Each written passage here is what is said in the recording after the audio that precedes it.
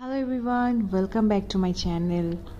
আজকের স্টাডি ব্লগটা খুবই স্পেশাল, কারণ 47 BCS এর বেশি দিন সময় নেই, শেষ মুহূর্তের প্রস্তুতি চলছে সবার। আশা করি সবার সিলেবাস মোটামুটি শেষ এবং ভালো প্রিপারেশন নিয়েছেন। আমার প্রিপারেশন অতটা ভালো না, মোটামুটি।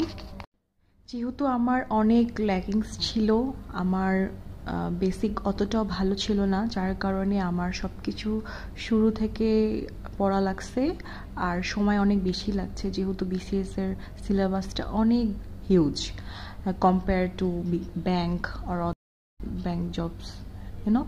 বাট বিসিএস এর সিলেবাসটা অনেক বেশি এবং এটার বেসিকটা অনেক অনেক গভীর।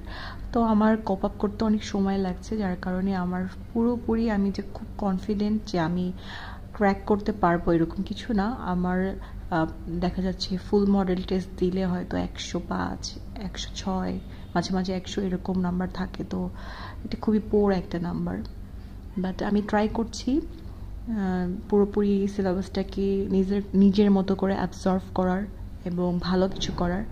আর এইবার যদি না হয়, ইনশাল্লাহ পরের বিসিএস হবে। এটাই, হাল ছাড়া যাবে না কোনোভাবেই।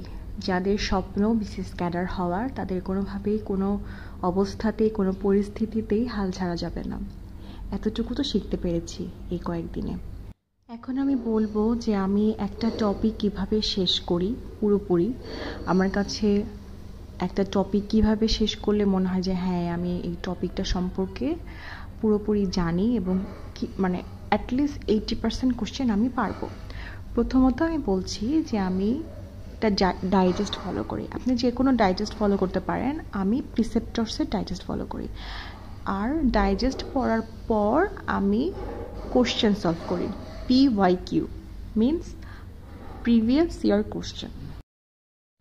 রিসেন্টলি নেপালে একটা মুভমেন্টে তাদের সরকার পতন হয়েছে, সেটা দেখছিলাম ইউটিউবে ধ্রুব রাঠির একটা ভিডিওতে।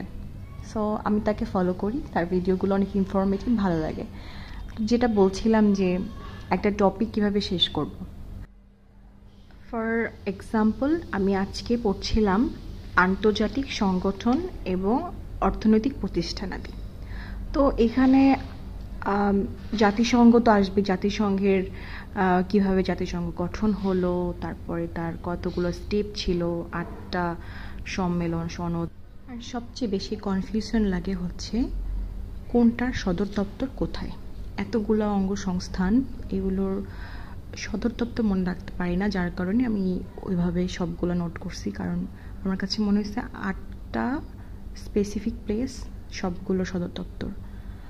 তো আপনারা এইভাবে নিজেরা নিজেদের মতো করে ছোটোখাটো টেকনিক ইউজ করে মনে রাখতে পারেন, কারণ মনে রাখাটাই হচ্ছে বিসিএসের পড়া।